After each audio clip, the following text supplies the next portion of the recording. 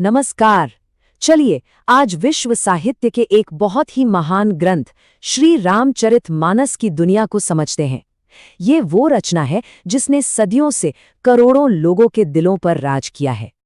इसकी प्रस्तावना में ही एक बड़ी गजब की बात लिखी है कि ये एक ऐसी अनोखी किताब है जिसे चाहे कोई अमीर हो या गरीब, पढ़ा लिखा हो या अनपढ़, यहाँ तक कि घर गृहस्थी वाला हो या सब कुछ त्याग चुका सन्यासी, सभी इसे एक ही भाव से पढ़ते हैं।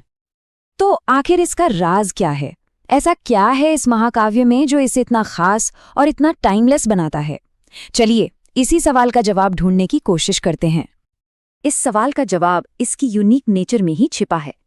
सबसे पहले तो ये समझना जरूरी है कि आखिर इस ग्रंथ को इतना महत्वपूर्ण क्यों माना जाता है। देखिए, ये सिर्फ एक कहानी नहीं है जैसा कि प्रस्तावना में कहा गया है।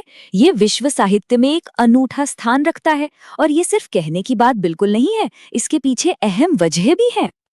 और इसकी सबसे दिलचस्प बात है इसकी पहुंच, इसकी रीच।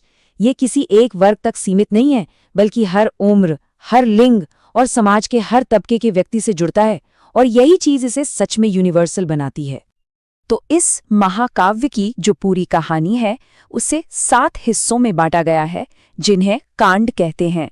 हर कांड एक चैप्टर की तरह कहानी का एक जरूरी हिस्सा बताता है। तो चलिए शुरू करते हैं इस सफर को। कहानी शुरू होती है पहले कांड से, जिसका नाम है बालकांड। इसमें राजकुमार राम के दिव्य जन्म, उनकी पढ़ाई लिखाई और फिर सीता के साथ उनके विवाह का जिक्र है। यहीं से उस बड़ी कहानी की नींव रखी जाती है जो आगे आने वाली है। इसके बाद आता है अयोध्या कांड, और यहाँ से कहानी एक ड्रामेटिक मोड़ लेती है। एक पॉलिटिकल साजिश होती है और उसके कारण राम को पूरे 14 साल के लिए अपना ही राज्य छोड़कर वनवास जाना पड़ता है। तीसरा कांड है अरण्य कांड। इसमें वनवास के दौरान उनकी जिंदगी के बारे में बताया गया है, और यहीं पर कहानी का मेन कॉन्फ्लिक्ट शुरू होता है, जब राक्षस राजा रावण सीता का अपहरण करके उन्हें लंका ले जाता है। फिर आता है किष्किंधा कांड। यहाँ पर राम सीता की खोज के लिए वानर साम्राज्य के साथ एक बहुत जरूरी गठबंधन बनाते हैं। ये कांड दिखाता है कि सहयोग और सच्ची दोस्ती में कितनी ताकत होती है। सुंदर कांड। ये कांड तो पूरी तरह से हनुमान की वीरता और उनकी भक्ति को समर्पित है।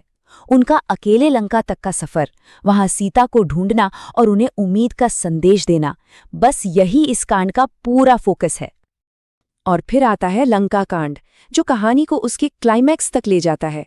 यहाँ धर्म और अधर्म के बीच एक महायुद्ध छिड़ जाता है।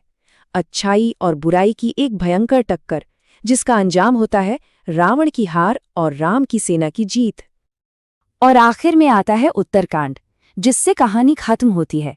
इसमें राम की अयोध्या में शानदार वापसी, उनका राज्याभिषेक और फिर एक आदर्श राज्य, जिसे राम राज्य कहते हैं, उसकी स्थापना का जिक्र है। लेकिन ये सिर्फ एक रोमांचक कहानी ही नहीं है। इससे कहीं बढ़कर रामचरितमानस एक मॉरल ब्लूप्रिंट है, मतलब सही ढंग से जीने का एक गाइड।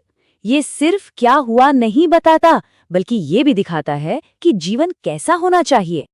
इसका जो कोर कॉन्सेप्ट है वो है धर्म। अब धर्म का मतलब सिर्फ पूजा पाठ नहीं होता। इसका असली मतलब है सही आचरण, अपनी मॉरल ड्यूटी और जिंदगी जीने का सही तरीका, चाहे हालात कितने भी मुश्किल क्यों ना हो। तो ये ग्रंथ एक आदर्श जीवन का ब्लूप्रिंट पेश करता है। एक आदर्श शासन कैसा हो, यानी राजधर्म। एक आदर्श पारिवारिक जीवन कैसा हो, यहाँ तक कि पति पत्नी का कर्तव्य, भाइयों का आपस में प्रेम कैसा हो, ये सब कुछ इसमें है। ये सभी चीजें भक्ति और अच्छे आचरण की सीख देती हैं।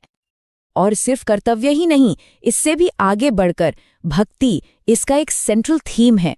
ये ग्रंथ भगवान और भक्त के बीच के उस गहरे सेल्फलेस प्यार के ताकत को दिखाता है, एक ऐसा रिश्ता जो हर बंधन से ऊपर है। तो अब सवाल ये उठता है कि क्या सदियों पुराने ये आइडियल्स आज भी हमारे लिए रेलेवेंट हैं? इस प्राचीन महाकाव्य की जो लेगेसी है, जो आज भी जिंदा है, चलिए उसे समझते हैं। इस पूरी कहानी का जो आखिरी लक्ष्य है वो है राम राज्य की स्थापना, यानी एक ऐसा आदर्श समाज जहां न्याय हो, खुशहाली हो और शांति हो। ये एक ऐसा विजन है जो आज भी लोगों को इंस्पायर करता है।